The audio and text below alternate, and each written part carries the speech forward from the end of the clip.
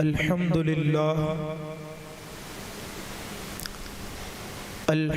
لله نحمده ونستعينه ونستغفره ونؤمن به ونتوكل عليه ونعوذ بالله من شرور أنفسنا ومن سيئات أعمالنا من يهده الله فلا مضل له ومن يضلله فلا هادي له ونشهد أن لا إله إلا الله وحده لا شريك له ونشهد أن سيدنا ومولانا وملجانا ومأوانا محمدا المصطفى صلی اللہ تعالی علیہ وسلم اما بعد فاعوذ باللہ من الشیطان الرجیم بسم اللہ الرحمن الرحیم یا ایہا الذین آمنوا اتقوا اللہ وکونوا مع الصادقین صدق اللہ العظیم وصدق رسولہ النبی الامین المتین الکریم ونحن على ذلك لمن الشاہدین والشاکرین والذاکرین والحمد للہ رب العالمین لی خمسة اطفی بها حر الوباء الحاطمہ المصطفى والمرتضى وابناهما والفاطمة غوث اعظم بمنی بسر و ساما مدد قبلہ دی مدد کعبہ ایمان مدد بگرداب بلا افتاد کشتی ضعیفان و شکستہ رات پشتی بحق خواجہ عثمان ہارونی مدد کن یا معین الدین چشتی مدد کن یا معین الدین چشتی مدد کن یا معین الدین چشتی اسیروں کے مشکل کشا غوث اعظم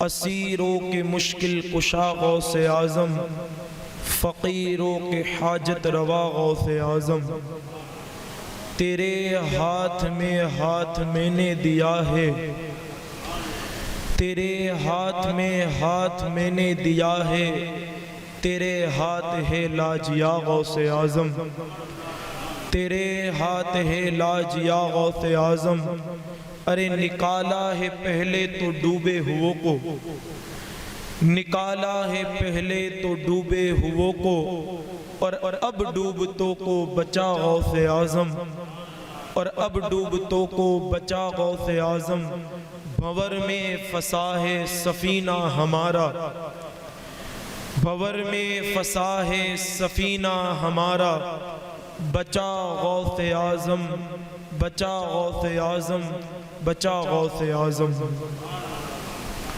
محترم احبہ میں نے جس آیت مبارکہ کو آپ کے سامنے تلاوت کرنے کا شرف حاصل کیا اس کے تحت کچھ معروضات پیش کرنے سے قبل مصطفیٰ جان رحمت شمع بزم ہدایت کعبے کے بدر الدجا طیبہ کے شمس الضحا نوشہ بزم جنت دانائے سبل ختم الرسل کونین کے والی خسرو خوبا سیاح لامقاں حادث انس و جاں مکی سردار مدنی تاجدار دونوں عالم کے مالک و مختار یعنی جناب احمد مجتبہ محمد مصطفیٰ ارواحنا فداق صلی اللہ تعالیٰ علیہ وسلم کی بارگاہ میں اپنی محبتوں اور عقیدتوں کا نذرانہ پیش کرتے ہوئے بآواز بلند درود و سلام کا نذرانہ پیش فرمائیں. پڑھے اللہم صلی علی سیدنا و مولانا محمد عربی صلی اللہ تعالی علیہ وسلم صلاۃ و سلام علیک یا رسول اللہ صلی اللہ تعالی علیہ وسلم صلاۃ و سلام علیک یا حبیب اللہ صلی اللہ تعالی علیہ وسلم. نبی اور آل نبی کی بارگاہ میں ایک مرتبہ اور مچل کے درود پاک کا نذرانہ پیش کریں. اللہم صلی علی سیدنا و مولانا محمد عربی صلی اللہ تعالی علیہ وسلم صلاۃ و سلام علیک یا رسول اللہ صلی اللہ تعالی علیہ وسلم. میری اور آپ سب کی سب سے بڑی خوش بختی ہے کہ اللہ کے فضل، مصطفیٰ کے کرم نے اور غوث پاک کی عنایتوں نے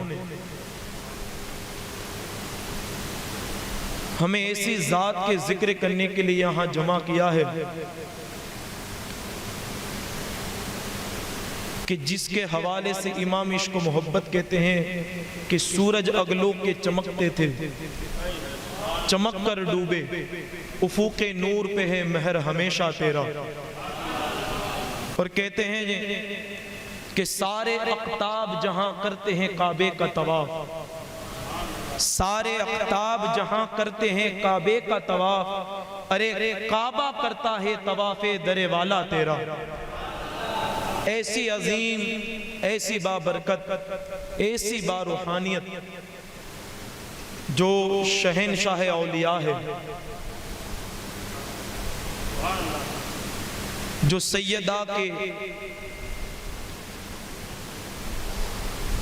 جگر کا ٹکڑا ہے، جو مولا علی کی آنکھوں کا پیارا ہے،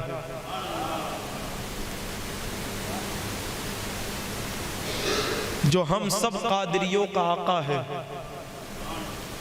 حضرت سیدنا شیخ عبد القادر جیلانی رضی اللہ تعالیٰ عنہ کے ذکر بابرکت کے لیے ہم یہاں جمع ہوئے ہیں. سب سے پہلے تو میں اس محفل کو انعقاد کرنے والے جتنے احباب ہیں ان سب کا مشکور ہوں کہ انہوں نے اس فقیر قادری کو، گدائے در اشرفی کو پہلی مرتبہ انا شریف کے اس علاقے کے اندر غوث پاک کے ذکر کی خاطر دعوت دی ہے. اللہ کریم محفل کو سجانے والے، انتظام کرنے والے سب کو سرکار غوث پاک کے در کی خیرات عطا فرمائے. تو انشاءاللہ مولا تعالی 11 روز تک ہم غوث پاک کے کرم سے غوث پاک کا ذکر سنیں گے اور اپنے قلوب کو منور اور مجلہ کریں گے. لوگ سمجھتے ہیں کہ غوث پاک کی محفل اور اتنے لوگ، سرکاروں کی محفلیں لوگوں کے اوپر انحصار نہیں کیا جاتا. سرکاروں کی جو محفل ہوتی ہے وہاں دلوں کو دیکھا جاتا ہے. دل جتنے محبت میں شرشار ہوتے ہیں، دل جتنے محبت میں ڈوبتے ہیں، تو پھر اگر محفل میں اگر 5 لوگ بھی ہو تو اللہ ایسی محفلوں پر رحمتیں نازل فرماتا ہے. ہمارے یہاں بندوں کا تصور نہیں ہے، ہمارے یہاں تو محفلوں میں عشق کا تصور ہے، محبتوں کا تصور ہے. اور سب سے بڑی بات کسی بزرگ نے کہی ہے کہ غوث پاک کا ذکر وہی کرتا ہے کہ جس کو غوث پاک اجازت دیتے ہیں. تو ہم اپنی بڑی خوش قسمتی نہ سمجھیں کہ الحمدللہ بفضلہ تعالی غوث پاک نے ہمیں اپنے ذکر کے لیے چن لیا ہے. تو ہمیں چن لیا تو ہمیں تو اپنے مقدر پر ناز ہونا چاہیے. ہم تو دعا کریں گے کہ یا غوث پاک آج جس طرح دنیا میں آپ نے اپنے ذکر کے لیے ہمیں چن لیا ہے، قیامت بھی ہم پر اپنی نگاہ کو ڈال دینا اور ہم کو چن لینا اور اپنے ساتھ ہمیں بھی جنت میں لے جانا. تو انشاءاللہ بڑی محبت سے تقریر کو سنیں گے تو مزہ آئے گا، اور اگر عشق کو شامل کر لیں گے تو پھر کہنا ہی کیا ہے. آج میں انشاءاللہ مولا تعالیٰ آپ کے سامنے ایک بہت ہی پیارے عنوان کے تحت گفتگو کروں گا۔ وہ عنوان ہے کہ اللہ کے ولی کی سنگت فائدہ کیا دیتی ہے۔ کیوں؟ اس کی وجہ یہ کہ گوشت پاک سے محبت الفت ہے، تبھی تو ہم یہاں حاضر آئے ہیں، اور آج مسلمان بغیر فائدے کے کوئی کام نہیں کرتا۔ تو آج دیکھ لیں سرکار گوشت پاک کی محفل کا فائدہ کیا ہے، ان کے ساتھ محبت کا رشتہ قائم کرنے کا فائدہ کیا ہے، ان سے عشق کا رشتہ قائم کرنے کا فائدہ کیا ہے۔ آج انشاءاللہ مولا تعالیٰ ہم نے اس چیز کو سننا ہے۔ اب آئیے گفتگو کو آگے بڑھاؤں، اس سے قبل جو میں نے آیت کریمہ پڑھی ہے اس کے تحت میں آپ کو کچھ سمجھانا چاہتا ہوں، اور اس کے بعد اپنے عنوان پر انشاءاللہ ہم آئیں گے۔ ذرا دیکھیں اللہ کریم قرآن کریم میں ارشاد فرماتا ہے، یا ایھا الذین آمنوا اتقوا اللہ وکونوا مع الصادقین، اے ایمان والو اللہ سے ڈرو اور سچوں کے ساتھ ہو جاؤ۔ اس آیت کریمہ میں اللہ رب العزت نے دو چیزوں کا ذکر فرمایا، ایک تو اپنی خشیت کا، اور دوسرا سچوں کے ساتھ ہو جاؤ، سچوں کے ساتھ سنگت اختیار کر لو، سچوں کی محبت کو دل میں پیدا کر لو، سچوں سے عشق دل میں پیدا کر لو۔ اب اگر آپ تفاسیر کا مطالعہ کریں گے، بزرگان دین کی کتابوں کا مطالعہ کریں گے، تو بزرگان دین فرماتے ہیں کہ یہ آیت کریمہ کہ اللہ فرماتا ہے یا ایھا الذین آمنوا اتقوا اللہ وکونوا مع الصادقین، اللہ فرماتا ہے اے ایمان والو اپنے رب سے ڈرو اور سچوں کے ساتھ ہو جاؤ۔ مفسرین کرام فرماتے ہیں یہاں سچوں سے مراد کون ہے؟ تو بزرگان دین کہتے ہیں یہاں سچوں سے مراد صدیقین ہیں، شہداء ہیں اور صالحین ہیں، اور رب کے برگزیدہ بندے یہاں مراد ہیں۔ جو صالح لوگ ہیں یہاں اس آیت کریمہ سے مراد ہے۔ تو اللہ یہاں سچے لوگوں کے ساتھ، نیک لوگوں کے ساتھ، اچھے لوگوں کے ساتھ، پرہیزگاروں کے ساتھ، تقوی شیاروں کے ساتھ سنگت کو اختیار کرنے کا حکم دے رہا ہے، سنگت کو اختیار کرنے کا حکم دے رہا ہے۔ اب جن کے حوالے سے اللہ حکم دے رہا ہے ان میں سے ایک جماعت اولیاء کی بھی ہے، سبحان اللہ۔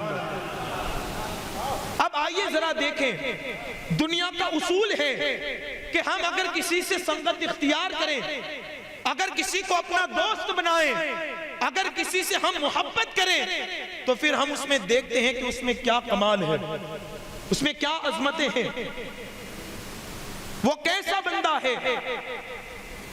تو اللہ نے یہاں اولیاء کرام سے محبت کرنے کا حکم دیا، ان سے سنگت اختیار کرنے کا حکم دیا۔ اب آئیں ذرا دیکھیں ولی کیا ہے، ولی کہتے کسے ہیں، ولی کو ہم کیسے پہچانے، اور ولی کی شان کیا ہے، پھر اس کے بعد انشاءاللہ ولی کی سنگت کا فائدہ کیا ملتا ہے، اس پر ہم گفتگو کریں گے۔ اب پہلے سنیں ولی کون ہے؟ تو صوفیاء کرام کی جماعت کہتی ہیں ولی وہ ہیں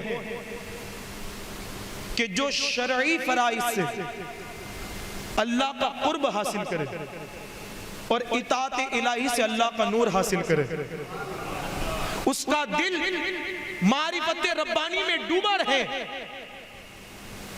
جب وہ دیکھے تو دلائل قدرت سے دیکھے، جب سنے تو آیات الہیہ سے سنے، اور جب بولے تو اللہ کی حمد و ثنا سے شروع کرے، جب وہ حرکت کرے تو اللہ کی اطاعت میں حرکت کرے۔ تو صوفیاء کرام فرماتے ہیں کہ جب بندہ اس کیفیت پر پہنچ جاتا ہے کہ جب وہ بولے تو اللہ کی حمد سے شروع کرے، جب وہ دیکھے تو قدرت دلائل قدرت سے دیکھے، جب وہ سنے تو گویا کہ وہ آیات الہی سے سنے۔ جب بندہ اس کیفیت پر پہنچ جاتا ہے تو اللہ ایسے بندے کو ولایت کا منصب عطا فرماتا ہے، وہ ولی بنتا ہے، ولایت کا منصب اسے عطا ہوتا ہے۔ پھر آگے کہتے ہیں یہ صوفیاء کرام کی جماعت نے کہا کہ ولی کون ہے؟ ولی وہ ہیں کہ جب وہ حرکت کرے تو اللہ کی اطاعت میں حرکت کرے۔ اب متکلمین کہتے ہیں کہ ولی کہتے کسے ہیں؟ تو متکلمین کہتے ہیں کہ ولی وہ ہیں، ولی وہ ہیں کہ جس کے عقائد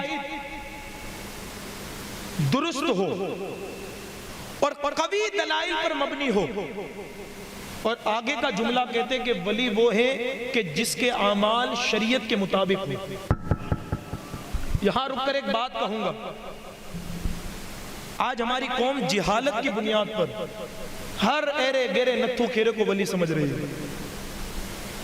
یہاں متکلمین کہتے ہیں کہ ولی وہ ہے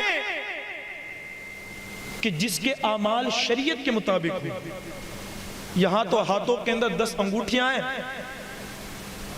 بال جٹھیاروں کی طرح بکھرے ہوئے ہیں، دن اور رات میں چرس اور گانجا کی عادت لگی ہوئی ہے، نہ نماز کا شوق، نہ قرآن کا جذبہ، نہ دین مصطفیٰ سے محبت، نہ سنت مصطفیٰ سے محبت۔ آج میری قوم نے ایسے لٹیروں کو معاذ اللہ رب العالمین ولایت کا درجہ دے دیا۔ وجہ کیا ہے؟ جہالت۔ آج ہم نے ہر کسی کو ولایت کا درجہ دے دیا، لیکن ولی کون ہوتا ہے؟ متکلمین کہتے ہیں کہ جس کے اعمال شریعت کے مطابق ہو، جو جس کو شریعت کا ایک بال بھی پتہ نہ ہو، آج میری قوم اس کو ولی سمجھ رہی ہے، میری قوم اس کو ولی سمجھ رہی ہے۔ لیکن آؤ قصہ ختم کرے، اس بزرگ کی بارگاہ میں لے چلوں کہ جس نے قرآن کو سیکھا مصطفیٰ کے در سے، جس نے قرآن کو سمجھا مصطفیٰ کے در سے، جس نے قرآن کے اسرار و رموز کو سیکھا مصطفیٰ کے در سے، جس نے قرآن کی تفسیر کو سیکھا مصطفیٰ کے در سے۔ اب ذرا دیکھو تو صحیح وہ ذات کون ہے؟ وہ ذات ایسی ہے، ایک مرتبہ مصطفیٰ قدر ہے، وہ شخصیت میرے حبیب کی بارگاہ میں تشریف لاتی ہے۔ مائک کو تھوڑا درست کر لیں کسی طریقے سے۔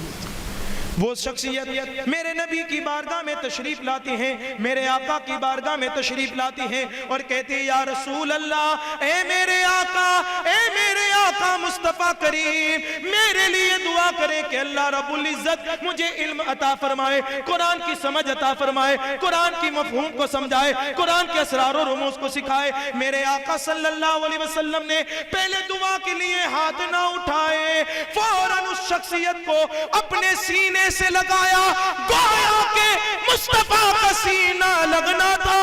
اللہ نے علوم کے سمندر کو اس شخصیت کے سینے میں منتقل فرما دیا،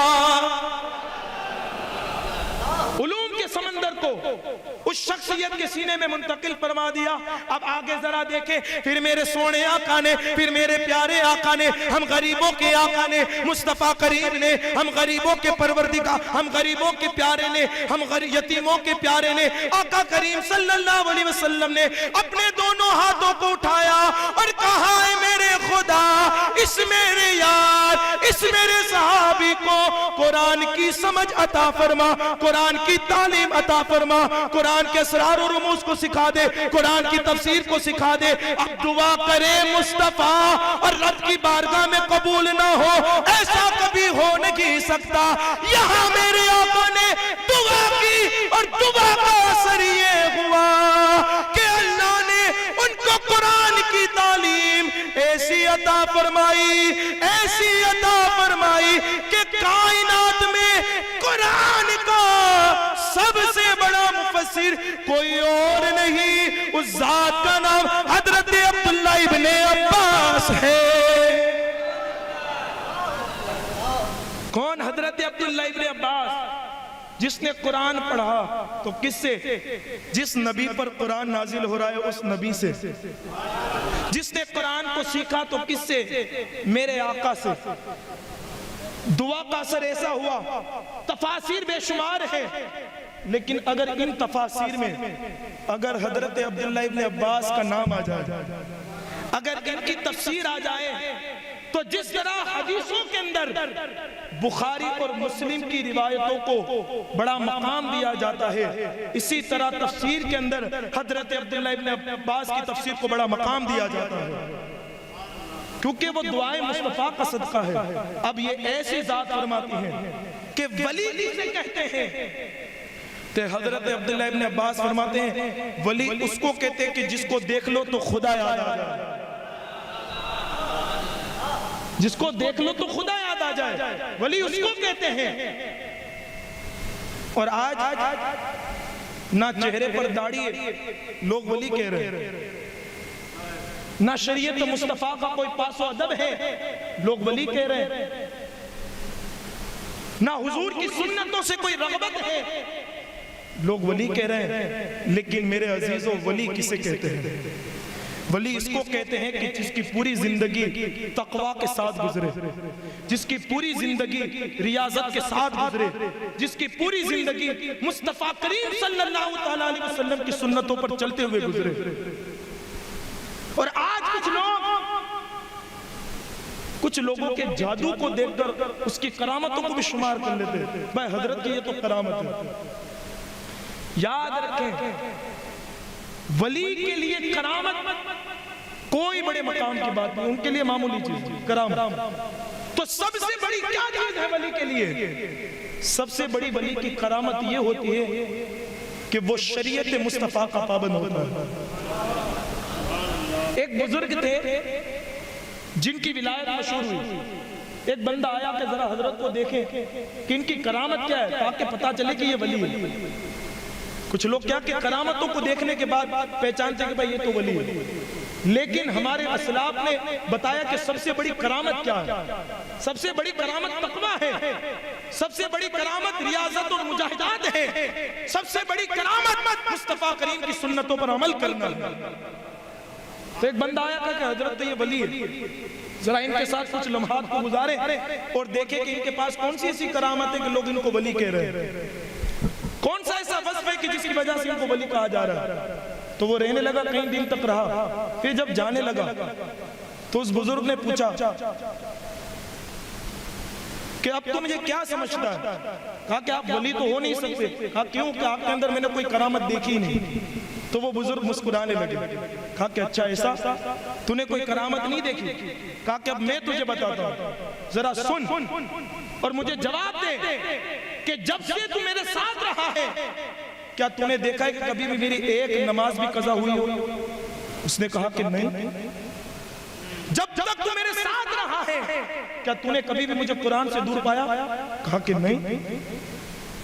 کیا جب تو میرے ساتھ رہا ہے کیا تو نے مجھے کوئی ایسا کام کرتے دیکھا کہ جو سنت مصطفیٰ کے خلاف ہو، شریعت مصطفیٰ کے خلاف ہو؟ کہا کہ نہیں۔ کہا کہ میرے عزیز یہی تو سب سے بڑی کرامت ہے، یہی سب سے بڑی کرامت ہے، یہی سب سے بڑی کرامت ہے۔ نہ نمازوں کی پابندی آج لوگوں نے نہ جانے کیسے کیسے لوگوں کو ولی سمجھ رکھا ہے۔ متکلمین کہتے ہیں کہ جس کے اعمال شریعت کے مطابق ہو وہ ولی ہے، اور علماء ربانیین کہتے ہیں کہ ولی وہ ہے کہ اگر وہ کسی سے محبت کرے تو خدا کی رضا کے لیے، اگر وہ کسی سے دشمنی کرے خدا کی رضا کے لیے، اگر وہ کوئی بھی کام کرے تو ہر کام میں خدا کی رضا ہو، اس کو ولی کہا جاتا ہے۔ یہ سارے ڈیفینیشن جو اولیاء کے ہمارے اسلاف نے بتائے میں نے وہ آپ کو بتا دیا۔ اب آگے چلے، ولی کو پہچانے کیسے کہ بھائی یہ ولی ہے؟ ولی پہچانے کیسے؟ ولی کی شناخت کیسے کرے؟ اس کی وجہ یہ ہے کہ رب کی پہچان، رب کی معرفت آسان ہے، ولی کی پہچان اتنی آسان نہیں ہے۔ آپ کہیں گے وہ کیسے؟ کیونکہ اللہ جو ہے، ہمارا رب جو ہے، وہ اپنی ذات اور صفات میں یکتا ہے، لیکن ولی جو ہے وہ ہماری طرح انسان ہوتے ہیں۔ جس طرح انسانوں کے دو ہاتھ ہیں ان کے بھی دو ہاتھ ہوتے ہیں، جس طرح انسانوں کے دو کان ہیں ان کے بھی ہوتے ہیں، جس طرح انسان آنکھوں سے دیکھتا ہے وہ بھی دیکھتے ہیں، جس طرح انسان منہ سے بولتا ہے وہ بھی بولتے ہیں، جس طرح ہر عام انسان کا جسم ہے اسی طرح ولی کا بھی، جس طرح ہم کھاتے پیتے ہیں، چلتے اٹھتے بیٹھتے ہیں، وہ بھی یہ سب کرتے ہیں، تب پہچانے کیسے کہ یہ ولی ہے، یہ ولی ہے؟ بزرگان دین کہتے ہیں کہ ولی کو جو ہے، ولی کو صرف ولی ہی پہچان سکتا ہے۔ اور ایک دوسری بات کہ اگر ولی کو پہچاننا ہے تو تم اس کی زندگی کو دیکھو، اگر اس کی زندگی شریعت مصطفیٰ کے مطابق، سنت مصطفیٰ کے مطابق اگر گزر رہی ہے اور اس کے دل کے اندر حضور کی امت کے لیے جذبات ہے، تو گویا سمجھ لو کہ وہ اللہ کا ولی ہے، ورنہ ولی کی پہچان مشکل ہے۔ اب آئیے، ہم نے سنا ولی کسے کہتے ہیں، ولی کی پہچان کیا ہے۔ اب ولی کی قسمیں کتنی ہیں، کتنے درجے کے ولی ہوتے ہیں؟ تو مشہور 3 قسمیں ہیں ولایت ولی کی۔ پہلی قسم ولایت قصبی، اس سے مراد وہ ہے کہ تقوی اور پرہیزگاری، ریاضات اور مجاہدات کر کے جو اللہ ولایت عطا کرتا ہے، اس ولایت کا نام ہے ولایت قصبی۔ دوسرا درجہ، دوسری قسم ولایت فطری، یہ وہ ولایت ہے کہ جو اللہ رب العزت ماں کے پیٹ سے ہی عطا فرما دیتا ہے، کہ وہ ماں کے پیٹ سے ہی پیدا ہوتا ہوا ولی ہوتا ہے۔ جیسے حضرت مریم سلام اللہ علیہا، جو حضرت عیسیٰ علیہ السلام کی والدہ محترمہ ہے، آپ ولیہ ہیں کیونکہ آپ کے بچپنے میں آپ کے لیے بغیر موسم کے پھل آیا کرتے ہیں۔ حضرت زکریا نے پوچھا، او مریم یہ پھل کہاں سے آتے ہیں؟ تو حضرت مریم نے جواب دیا کہ میرے رب کی جانب سے آتے ہیں۔ ایک مریم اور دوسرے اس طرح بے شمار ہوئے، لیکن دوسرے وہ جس کے ذکر کی خاطر ہم یہاں بیٹھے ہیں، جو پیر پیرا ہیں، جو میر میرا ہیں، جو شاہ جیلا ہیں، ہم قادریوں کے آقا ہیں، سید الاولیاء ہیں، حضرت شیخ عبد القادر جیلانی ہیں۔ آپ بھی مادرزاد ولی ہیں، کیوں کہ جب آپ ماں کے پیٹ سے پیدا ہوئے تو بچپن ہی سے آپ کی یہ کرامت مشہور تھی، جب بھی رمضان کا مہینہ آتا، سبحان اللہ، ذرا غوث پاک کا تقویٰ دیکھیں، بچپن کے عالم میں جب ماں کے پیٹ سے پیدا ہوئے، رمضان کا مہینہ آتا اور چاند رات کو سارے بغداد کے لوگ، سارے سجستان کے لوگ جیسے ہی سرکار بغداد کے گھر جاتے اور دیکھتے کہ عبد القادر اپنی ماں کا دودھ پی رہے یا نہیں پی رہے، اگر عبد القادر اپنی ماں کا دودھ پی رہے ہوتے تو لوگ سمجھ جاتے کہ بھی چاند نہیں دکھا، اور اگر دودھ پینا بند ہو جاتا تو سمجھ جاتے کہ رمضان کا چاند دکھ چکا ہے۔ ارے جو بچپن کے عالم میں اتنا تقوی شعار ہو، شیخ عبد القادر جیلانی، اب ذرا سوچے جب وہ بڑے ہوئے ہوں گے تو ان کی تقوی اور پرہیزگاری کا عالم کیا ہوگا۔ تو یہ ایک بات ولایت فطری جو ماں کے پیٹ سے اللہ عطا فرماتا ہے۔ اور تیسری قسم ہے ولایت عطائی، جو کسی کی ایک نظر سے اللہ ولایت عطا کر دیتا ہے، ایک ہی نظر سے، یہاں ایک نظر لگی نہیں، اللہ نے فوراً ولایت عطا فرمایا۔ اب جیسے مثال کے طور پر حضرت موسیٰ علیہ السلام کے زمانے میں فرعون کے جو جادوگر تھے، حضرت موسیٰ کی ایک نظر پڑی، ایک نظر پڑی، اللہ نے ساروں کو ولایت عطا فرما دی۔ اور دوسری بات، سرکار غوث پاک شیخ عبد القادر جیلانی کا خانقاہ شریف ہے، ایک چور میرے مرشد کا کرتا چرانے کے لیے آیا، مرشد کا کرتا چرانے کے لیے آیا کیونکہ بہت قیمتی پہنتے تھے غوث پاک، کرتا چرانے کے لیے آیا کہ بھائی عبد القادر کا کرتا چراؤں گا۔ آیا خانقاہ شریف میں اور سرکار غوث پاک رضی اللہ تعالیٰ عنہ کے جہاں کپڑے مبارک رہتے تھے وہاں پہنچ گئے۔ میرے آقا شیخ عبد القادر جیلانی عبادات و ریاضات میں مشغول ہیں، جیسے ہی وہ کمرے میں پہنچا شیخ عبد القادر جیلانی کے ہمارے مرشد کے، تو کیا دیکھا کہ اس کی آنکھوں سے بینائی چلی گئی، اسے کچھ نظر نہیں آتا، یہاں تک کہ وہ ایک کونے میں جا کر بیٹھ گیا۔ اب کرتا تو کیا کرتا، دکھتا بھی نہیں کہ وہ باہر نکل جائے۔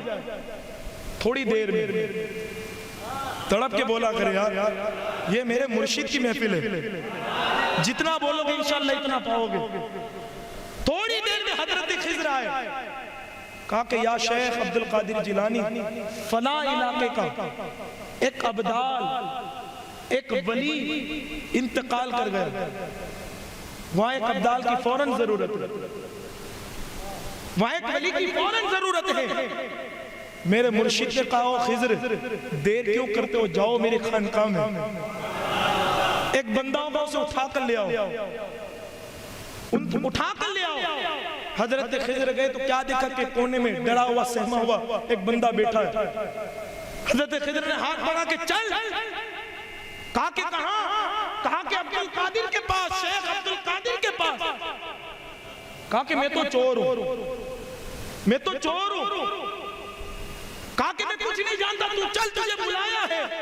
کہا کہ بھائی میں تو چور ہوں۔ خضر بھی کہ اٹھے، آیا تھا تو چور بن کر، اب یہاں سے مرتبے لے کر جائے گا، یہاں سے عظمتیں لے کر جائے گا، ہاتھ پکڑا لے کر آئے۔ سرکار غوث پاک رضی اللہ تعالیٰ نے اس چور کو سامنے کیا، ولایت عطائی، ایک نظر سے ولایت کو عطا کر دینا۔ خضر نے کہا شیخ یہ تو چور ہے۔ کہا کہ اچھا چور ہے، میرے مرشد نے ایک نظر کیا ڈالی، اللہ نے فوراً اس چور کو عبدال بنا دیا، اس کو ولی بنا دیا۔ کہا کہ لے کر جاؤ، یہ ہے ولایت عطائی۔ اور ایک دوسری بات، گجرات کے اندر ایک ولی ہے جس کا نام سید کبیر الدین دریائی دلہا ہے۔ یہ کون ہے پتہ ہے آپ کو؟ سرکار غوث پاک نے جو 12 سال کی کشتی سنائے نا قصہ، تو تڑپ کے بولے سبحان اللہ، ہاتھوں کو بلند کر کے کہے یا غوث۔ سید کبیر الدین دریائی دلہا، یہ وہ بزرگ ہے کہ جن کی والدہ نے غوث پاک سے کہا تھا کہ میرا بیٹی کی بارات جو ہے اس سمندر کے اندر ڈوب چکی ہے۔ 12 سال بیت گئے، میرے مرشد نے نگاہ کی، انگلی سے اشارہ کیا، 12 سال کی ڈوبی ہوئی کشتی فوراً تیرنے لگتی ہے۔ جو کشتی کے اندر جو بڑیا کا جو بیٹا تھا، اس کو سرکار غوث پاک نے اپنے قریب کیا، اور قریب کرنے کے بعد ایک نگاہ ڈالی، اللہ نے ولی بنا دیا۔ اور آج گجرات کی بانگ ڈور، سرکار غوث پاک کا فیضان، سرکار غوث پاک نے اس عظیم ذات حضرت سید کبیر الدین دریائے دلہا رحمت اللہ تعالیٰ علیہ کو عطا فرمایا۔ یہ غوث پاک کی کرامت تھی کہ ایک نگاہ سے ولی بنا دیا۔ اور میرے مرشد کی شان تو کہتا ہے کہ بولے سبحان اللہ، جس کے یہاں ولایت، غوثیت، قطبیت تو اس طرح رہتے ہیں جس طرح ہمارے یہاں دوری پر کپڑے لٹکے رہتے ہیں۔ میرے مرشد جس کو چاہتے ہیں ولی بنا دیتے ہیں، جس کو چاہتے ہیں قطب بنا دیتے ہیں، جس کو چاہے عبدال بنا دیتے ہیں۔ یہ ہے ولی کی قسمیں۔ اب آگے چلیے، یہ کیا ہے کہ بھائی جب بھی 11ویں شریف آتی ہے، لوگوں کے گھروں میں غوث پاک کا چراغ جلنے لگتا ہے، لوگ محفلیں سجاتے ہیں، نیازیں لٹاتے ہیں، کیا وجہ؟ کیا غوث پاک آپ کے باپ لگتے ہیں؟ نہیں، آج تو سگا بیٹا بھی سال کے بعد اپنے باپ کو بھول جاتا ہے، لیکن کئی سال گزر گئے میرے مرشد کو، لیکن آج بھی اگر غوث پاک کا ذکر آتا ہے سنیوں کے دل مچلنے لگتے ہیں۔ آخر کار یہ کیا ہے؟ کیوں اتنے سالوں کے بعد بھی جشن غوث اعظم منایا جا رہا ہے؟ تو وجہ کیا ذرا سنیں۔ وجہ یہ ہے کہ غوث پاک کا ذکر، غوث پاک کی محبت ہمارے دلوں میں کسی ملا نے نہیں بلکہ مولا نے پیدا فرمائی۔ اور یہ میں اپنے طرف سے بات نہیں کہہ رہا، یہ دلیل کی روشنی میں کہہ رہا ہوں۔ حضرت امام مسلم نے اپنی صحیح مسلم میں اس روایت کو نقل کیا۔ اس روایت کو روایت کرنے والی ذات حضرت ابو ہریرہ کی، آپ فرماتے کہ محبوب خدا صلی اللہ تعالیٰ علیہ وسلم نے فرمایا کہ جب بندہ دنیا کو چھوڑ کر رب کی محبت کو اپنے دل میں جگا لیتا ہے، عبادات اور ریاضات سے اپنے رب کو منا لیتا ہے، تو پھر اللہ بھی اس سے محبت کرتا ہے۔ تڑپ کے بولے سبحان اللہ، مچل کے بولے سبحان اللہ۔ اللہ بھی اس سے محبت کرتا ہے۔ اب پھر محبت کرتا ہے تو پھر اللہ جبرائیل کو بلاتا ہے، جبرائیل آؤ، جبرائیل آؤ، میں اپنے فلاں بندے سے محبت کرتا ہوں، اے جبرائیل تو بھی اس سے محبت کر، جبرائیل تو بھی محبت کر، اور اہل آسمان میں جتنی میری مخلوق ہے سب کو اعلان کر دے کہ سارے لوگ اس بندے سے محبت کریں، پیار کریں۔ پھر زمین میں چلا جا اور زمین میں جتنی مخلوقات ہیں سب کو کہے کہ میرے اس ولی سے وہ محبت کریں، میرے اس پیارے سے محبت کریں۔ حضرت جبرائیل بھی اس اللہ کے ولی سے، اللہ کے پیارے سے محبت کرتے ہیں، پھر آسمان والوں کو حکم دیتے ہیں، اے آسمان والوں، فلاں بندہ وہ ہے کہ جس سے خدا محبت کرتا ہے، میں بھی محبت کرتا ہوں، اللہ کا حکم ہے کہ تم بھی اس سے محبت کرو۔ تو آسمان کی جتنی مخلوقات ہیں سب کے سب اس سے محبت کرتے ہیں، اس سے پیار کرتے ہیں، اس کی محبت کو اپنے دل میں جگاتے ہیں۔ پھر حضرت جبرائیل زمین پر حکم کرتے ہیں، اے زمین والو، اللہ فلاں بندے سے محبت کرتا ہے، میں بھی اس سے محبت کرتا ہوں، تم بھی اس سے محبت کرو، تم بھی اس سے پیار کرو۔ تو زمین میں جتنی مخلوقات ہیں، حتی یہ ہے چاند و سورج، شجر و حجر، سمندر، پہاڑ، اللہ کی ساری مخلوقات جو زمین میں آباد ہے اس سے محبت کرتے ہیں، اس سے پیار کرتے ہیں، اور ہم بھی پیار کرتے ہیں۔ اسی لیے تو جب بھی 11ویں آتی ہے یہ محبت جو ہے ہماری ابھرنے لگتی ہے، اور ہم سرکار غوث پاک کا جشن مناتے ہیں۔ تو غوث پاک کی 11ویں ہم ایسے ہی نہیں مناتے، سرکار غوث پاک کی 11ویں کی محبت ہمارے دلوں میں اللہ رب العزت نے پیدا فرما دی ہے۔ جب تک جائیں گے انشاءاللہ غوث پاک کی 11ویں بناتے رہیں گے۔ تو ولی وہ ہے کہ جس کی محبت بھی اللہ دلوں میں پیدا کرتا ہے۔ اب جس نے محبت کو پیدا کر دیا اپنے دل میں ولی کی، اب اسے فائدہ کیا ملتا ہے؟ ولی کی سنگت کا فائدہ کیا ذات ہے اولیاء کرام کی کہ اگر وہ پتھر کو بھی اپنی نسبت دے دے اللہ بڑا مقام عطا کر دیتا ہے۔ تو جب مومنوں کے دلوں میں ان اولیاء کی محبت آ جائے گی، ان اولیاء کی سنگت آ جائے گی، ان اولیاء کا پیار آ جائے گا، تو پھر مومن کا دل نہیں رہے گا، اللہ اس دل میں روشنی عطا فرمائے گا۔ اور اللہ کے ولیوں کی سنگت کا اثر ذرا دیکھیں، کیسی پیاری سنگت، اور حدیث پاک کی روشنی میں پیش کرو اگر آپ سننا چاہتے ہیں۔ محبوب خدا صلی اللہ علیہ وسلم نے ارشاد فرمایا کہ اللہ رب العزت کے کچھ فرشتے ایسے ہیں جس کو اللہ حکم دیتا ہے کہ زمین میں چلے جاؤ، جہاں میرے بندے میرا ذکر کر رہے ہو ان محفلوں میں جا کر تم ان پر اپنے پروں کو بچھا دیں، اپنے پروں سے ان پر رحمتوں کا سایہ کرنا۔ یہ فرشتے راستوں میں نکلتے ہیں، اور جہاں جہاں اللہ کا ذکر ہو رہا ہو محفل میں وہاں جاتے ہیں، اور اس محفل میں اپنے پروں سے اس محفل کو سایہ کرتے ہیں اور رحمت و نور کو برساتے ہیں۔ فرشتے جا رہے تھے، حضور فرماتے ہیں کہ ایک بیچ راستے میں ایک ایسی جماعت ملی کہ جو اللہ اللہ کا ذکر کر رہی تھی، اللہ کا ورد کر رہی تھی، اللہ کی حمد و ثنا بیان کر رہی تھی، اللہ کی تعریف و توصیف بیان کر رہی تھی۔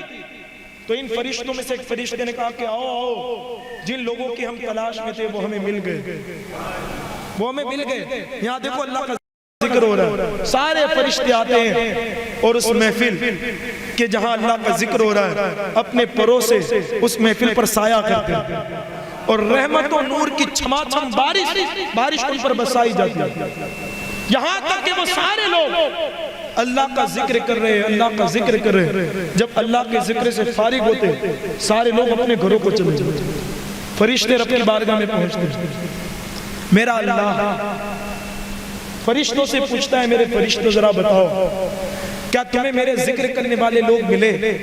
فرشتوں نے بارگاہ خدا میں عرض کی، ہاں میرے مولا تیرے ذکر کرنے والے ہمیں لوگ ملے. کہا کہ ذرا بتاؤ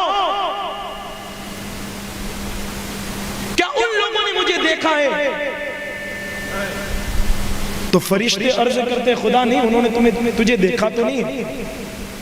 تو پھر اللہ فرماتا ہے کہ اگر وہ مجھے دیکھ لیتے، تڑپ کے بولے اگر وہ مجھے دیکھ لیتے تو پھر. کہا کہ اللہ اگر وہ تجھے دیکھ لیتے تو جس طرح وہ تیری تعریف و توصیف بیان کرتے، تیرے دیکھنے کے بعد اور زیادہ تیری تعریف بیان کرتے. تو پھر فرشتوں سے میرا اللہ فرماتا ہے، کہا کہ میرے فرشتوں انہوں نے مجھے دیکھا بھی نہیں پھر بھی وہ میرا ذکر کر رہے. اب ذرا مجھے بتاؤ کہ وہ مجھ سے مانگ کیا رہے تھے؟ تڑپ کے بولے، مچل کے بولے، وہ مجھ سے مانگ کیا رہے تھے؟ تو فرشتوں نے عرض کیا ہے میرے مولا وہ تجھ سے جنت مانگ رہے ہیں. تو پھر اللہ فرماتا ہے میرے فرشتوں بتاؤ کیا انہوں نے جنت کو دیکھا ہے؟ جس جنت کو وہ طلب کر رہے ہیں مجھ سے، کیا انہوں نے اس جنت کو دیکھا ہے؟ فرشتے عرض کرتے ہیں نہیں مولا انہوں نے جنت کو تو نہیں دیکھا. تو اللہ فرماتا ہے اگر وہ جنت کو دیکھ لیتے تو پھر ان کی کیفیت کیا ہوتی؟ تو فرشتے عرض کرتے ہیں میرے مولا اگر وہ جنت کو دیکھ لیتے تو پھر وہ اور تیری عبادت کرتے اور جنت کے طلبگار ہوتے اور جنت کے شوقین ہوتے. پھر میرا اللہ فرماتا ہے اچھا وہ مجھ سے جنت مانگ رہے تھے، پھر بتاؤ میرے فرشتوں وہ کس چیز سے پناہ مانگ رہے تھے؟ کس چیز سے پناہ مانگ رہے تھے؟ فرشتے عرض کرتے میرے مولا وہ جہنم سے پناہ مانگ رہے تھے. اللہ فرماتا ہے کہ میرے فرشتوں ذرا بتاؤ کیا انہوں نے جہنم کو دیکھا ہے؟ فرشتے عرض کرتے نہیں مولا انہوں نے جہنم کو نہیں دیکھا. اللہ فرماتا ہے اگر وہ جہنم کو دیکھ لیتے تو فرشتے عرض کرتے مولا اگر وہ جہنم کو دیکھ لیتے تو پھر اور تیرا خوف دل میں پیدا کرتے اور جہنم سے ڈرتے اور اس کی ہولناکیوں سے خوف زدہ ہوتے. پھر رب کی رحمت جوش میں آتی ہے. تڑپ کے بولے سبحان اللہ. کہا کہ میرے فرشتوں انہوں نے مجھے دیکھا بھی نہیں پھر بھی وہ میرا ذکر کر رہے ہیں، وہ مجھ سے جنت مانگ رہے ہیں. اے میرے فرشتوں گواہ ہو جاؤ میں نے ان سارے محفل والوں کو بخش کر جنت کا پروانہ عطا فرما دیا. جنت کا پروانہ عطا کر دیا. اب ولی کی سنگت تڑپ کے جو مین چیز مجھے اس حدیث میں بیان کرنی وہ آگے آ رہی. سرکار شاہ شمس الدین حضرت شاہ بابا کا یہاں مزار ہے. اولاد غوث اعظم حضرت پیر پیران اونا کی دھرتی پر سرکار غوث پاک کا فیضان حضرت میرا سید شاہ بابا کا مزار ہے. اور جتنے بھی ولیوں کے مزار ہیں ہم وہاں جاتے ہیں.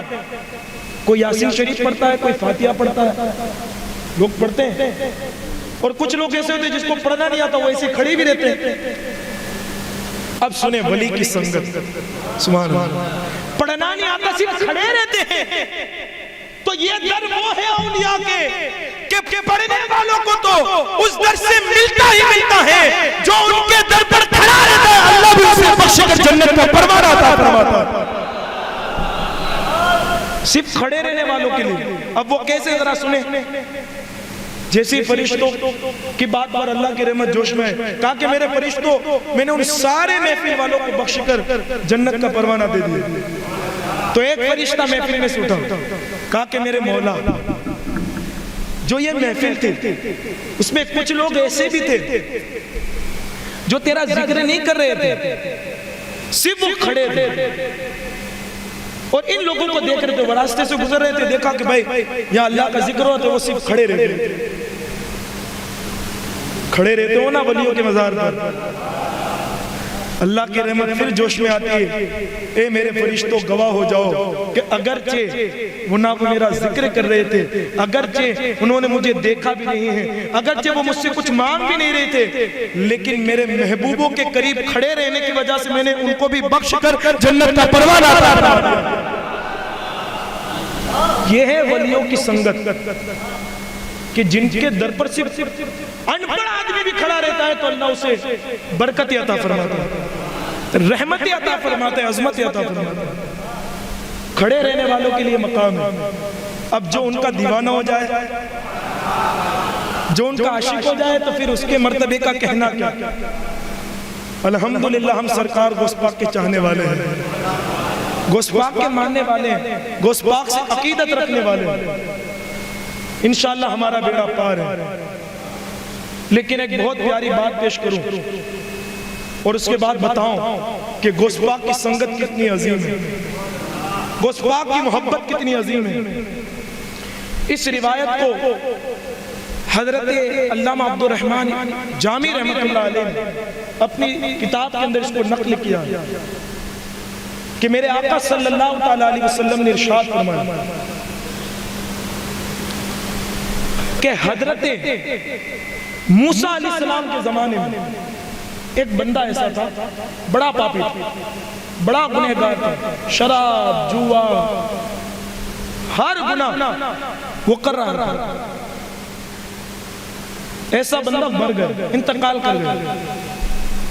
جیسے ہی مرا تو سارے جو شہر والے تھے، جس شہر میں یہ بندہ رہ رہا تھا، اسے بڑے ناراض تھے کہ بھائی یہ تو شرابی ہے، یہ تو جوے باز ہے، رنڈی باز ہے، یہ تو یہ کرنے والا ہے، وہ کرنے والا ہے۔ اور ظاہر سی بات ہے آج بھی ماحول ایسا ہے کہ جو اچھے لوگ ہوتے ہیں وہ شرابیوں سے، زانیوں سے اور گنہگار پاپیوں سے بہت دور رہتے ہیں تاکہ ان کے کریکٹر بھی اس کا اثر نہ پڑے۔ رہتے ہیں نا شرابیوں سے لوگ دور رہتے ہیں، تو وہ زمانہ بھی ایسا تھا، بڑا پاپی تھا، لوگ اس سے بڑے ناراض تھے،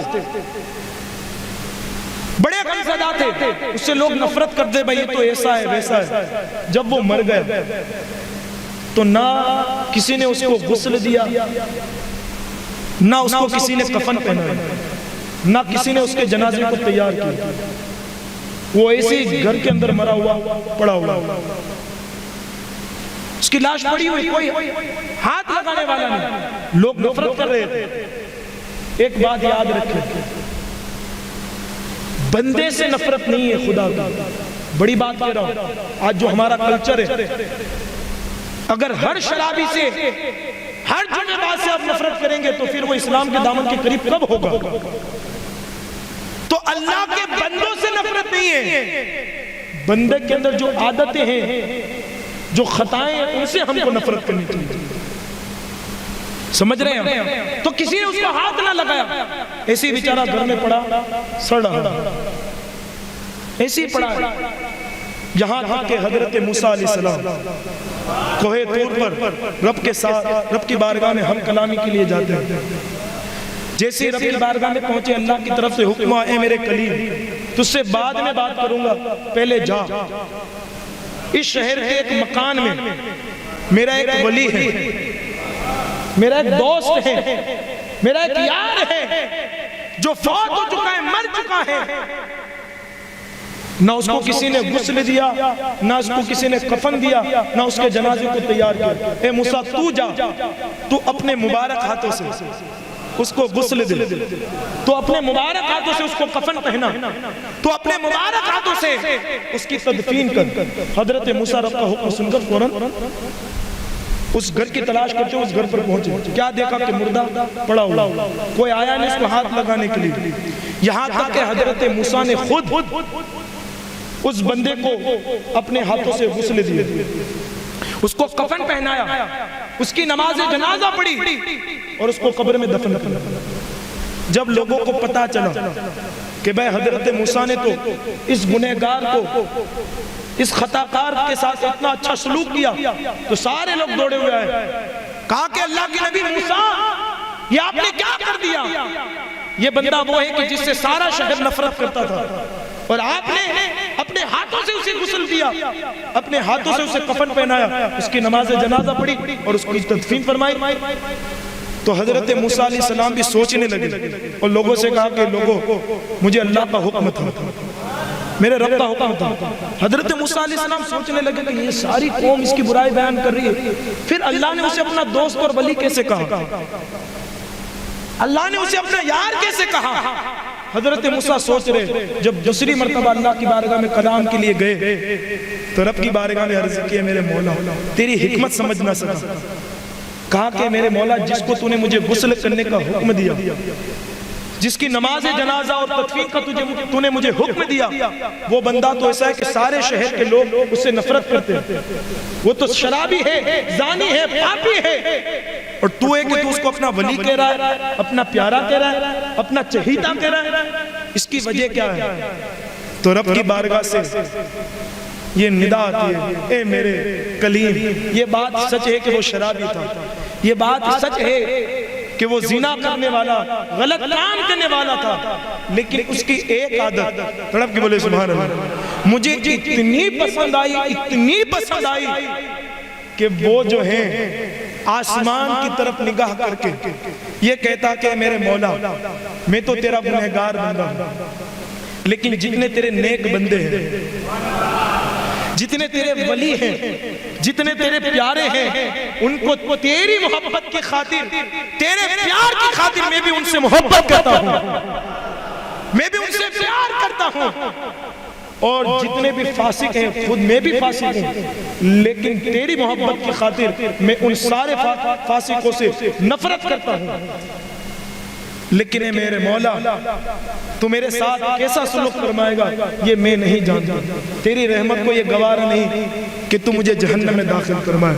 موسیٰ کو رب نے ارشاد فرمایا اے میرے موسیٰ، اس کی یہی یہ باتیں تھی کہ اس نے کہا اے مولا میں تو خطا کار ہوں لیکن تیرے ولیوں سے محبت کرتا ہوں، تیرے پیاروں سے محبت کرتا ہوں۔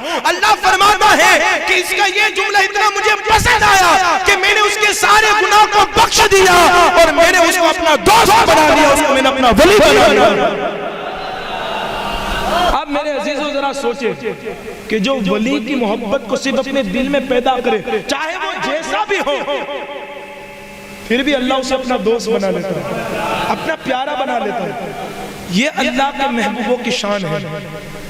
ان سے رشتہ قائم کر لو، ان سے دوستی قائم کر لو، اور الحمدللہ یہ تو عام ولیوں کی شان ہے۔ وہ اس بندے نے کہا کہ اللہ جتنے تیرے مقبول ولی ہیں حضرت موسیٰ کے زمانے کے، میں ان سے محبت کرتا ہوں اگرچہ گنہگار ہوں، الحمدللہ ہم تو اس ذات سے محبت کے دعوے دار ہیں جو ہر نبی کے اولیاء، امت کے اولیاء کے سردار ہیں، جن کا نام شیخ عبدالقادر جیلانی ہے۔ ارے ہم تو ان سے محبت کے دعوے دار ہیں، ان سے محبت کرنے والے، پیار کرنے والے ہیں۔ اب ذرا سوچیں کہ حضرت موسیٰ کی امت کے ولیوں کا نام لے کر اگر کوئی رب کی بارگاہ میں فریاد کرے اللہ اسے اپنا دوست بنا لیتا ہے۔ اگر غوث پاک کا دیوانہ غوث پاک کا نام لے کر رب کی بارگاہ میں دعا کرے اللہ بھی اس کی دعاؤں کو قبول فرما لیتا ہے۔ اس لئے ہم کہتے ہیں کسی کو زمانے کی دولت ملی ہے، کسی کو جہاں کی حکومت ملی ہے، ہم قادری اپنے مقدر پہ قربان جائیں، ہمیں غوث اعظم کی نسبت ملی ہے۔ تو نسبت اولیاء پر، سنگت اولیاء پر آج میں نے مختصر خطاب فرمایا۔ انشاءاللہ مولا تعالیٰ کل سے سرکار غوث پاک کی سیرت کو، حالانکہ ہماری زبان میں وہ طاقت نہیں کہ سرکار غوث پاک کے ہم سیرت کو بیان کر سکیں، بڑے بڑے لوگوں کی قلمیں ٹوٹ گئے، سرکار غوث پاک کی ذات اتنی نرالی ہے۔ حضرت آدم سے لے کر حضرت عیسیٰ تک اور مصطفیٰ جان رحمت کی جتنے معجزات ہیں اللہ نے مصطفیٰ کے قدم کے صدقے کرامت کی شکل میں ہمارے مرشد غوث پاک کو اللہ نے عطا فرمایا، جس کی کرامت کی کوئی یوں سمجھ لیجیے کہ حد ہی نہیں۔ جس طرح سمندر کا کنارہ نہیں، اس طرح غوث پاک کی کرامتوں کی بھی کوئی حد نہیں۔ اور اگر کرامتیں بیان کرنے لگے تو 10-11 دن تو ایسے ہی ختم ہو جائے، لیکن انشاءاللہ الگ الگ عنوان پر بچپن سے لے کر سرکار غوث پاک کی وصال مبارک تک انشاءاللہ ہم ایک دن تو یہ ختم ہو گیا، اب 10 دن تک انشاءاللہ تقریر کو سنیں گے، انشاءاللہ سنیں گے، محبت سے سنیں گے، خود بھی آئیں گے، اپنے ساتھ غوث پاک کی نسبت سے 11 لوگوں کو لانے کی انشاءاللہ کوشش کریں گے۔ ہم آ رہے ہیں غوث پاک کا فیضان لوٹ رہے ہیں تو ہمارے دوست محروم کیوں رہے؟ جب ہم ہر محفل میں اپنے دوستوں کو اپنا یار بناتے ہیں تو پھر غوث پاک کی محفل میں کیوں نہیں؟ جس طرح شام کو اپنے دوست کو لے کر چاپ کے اڈوں پر جاتے ہیں، ذرا چلو ان کو بھی آؤ کہ رحمہ گھر کی سرزمین پر غوث پاک کا ذکر ہو رہا ہے، آؤ برکتیں لوٹنے کے لیے۔ تو ہر شخص اپنے ساتھ 11 بندوں کو غوث پاک کی نسبت سے لانے کی کوشش کرے گا انشاءاللہ، لائیں گے انشاءاللہ، خود بھی آئیں گے، اپنے بچوں کو بھی لائیں گے۔